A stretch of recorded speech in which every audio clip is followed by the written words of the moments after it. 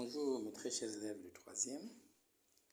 Aujourd'hui nous allons apprendre comment résoudre les équations du premier degré dans R. Les équations de la forme AX plus B égale à 0. Avec A différent de 0. Parce que si A égale à 0, on n'aura plus X et du coup on n'aura plus une équation. Alors, pour résoudre cette équation, il y a rien de plus facile. Vous prenez tout simplement le terme en x, 2x. Il y a 2 qui accompagnent x, donc 2x est un terme en x parce que ce terme contient x, on l'appelle le terme en x. Et moins 1 est un nombre tout seul, il n'a pas de x, un terme qui n'a pas x. Donc, dans le principe de résolution, on fait passer au deuxième membre, on le fait passer après égal ce nombre qui n'a pas x. Et 2x, le terme en x étant tout seul, il n'a pas bougé, il ne change pas de signe. Le moins 1 qui était là devient plus 1. Alors on a écrit pour le moment 0 plus 1 pour faire comprendre à l'élève qu'il y avait 0. On ajoute 1, parce que ça ne change rien. Donc dans la suite, au lieu d'écrire 0 plus 1, on pourra seulement écrire 1. Et donc, on obtient 2x égale à 1, d'où x égale 1 demi. Quand vous avez ax égale à b, x égale à b sur a. Autrement dit, pour trouver le x avec son coefficient, quand vous avez un x accompagné d'un nombre, ce nombre-là, on l'appelle le coefficient de x. Donc, écrit 2x égale à 1. 2 est le coefficient de x, le nombre qui est devant x. Pour trouver x, le coefficient va au dénominateur du deuxième membre, de l'autre côté. Attention, il va au dénominateur, il ne change pas de signe.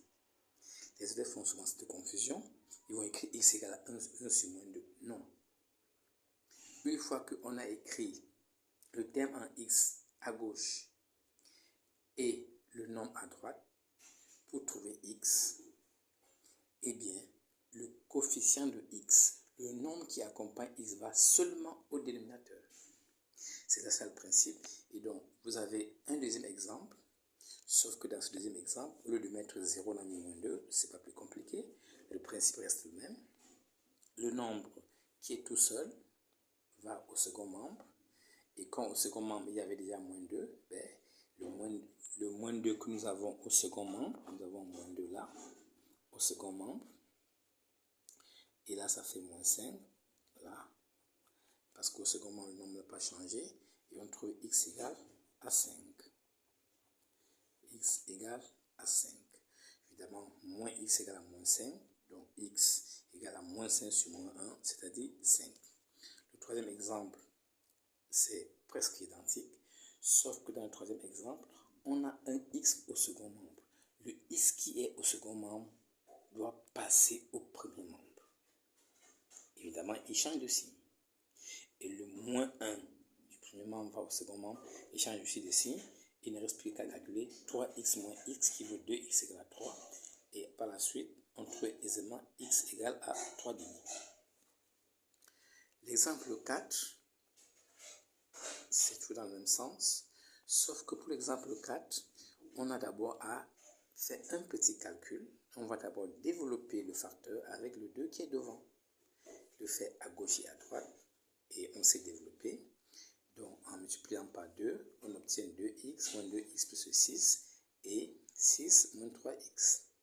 Et là encore, les termes en x à gauche, les nombres à droite. Les termes en x à gauche, les nombres à droite, sauf que chaque fois qu'un terme change de membre, il change de signe. Chaque fois qu'un terme change de membre, il change de signe. Et bien, avec ça, on trouve aisément x égale à 0. Nous avons un autre exemple qui va dans le même sens.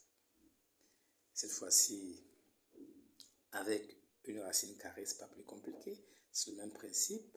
Alors, quand on arrive à x racine de 2 égale à 3, ben, le coefficient de x est racine de 2. Il va donc au dénominateur. Le dénominateur, comme vous le voyez, ben, il faut le rendre rationnel. On a appris comment rendre rationnel. Et vous trouvez aisément s égale à 3 racine de 2 sur 2. L'exemple 6, vous vous avez toujours des équations de la forme A plus B, sauf qu'on a écrit sous la forme d'un quotient. Mais vous vous rappelez, produit des termes extrêmes égale produit des termes moyens.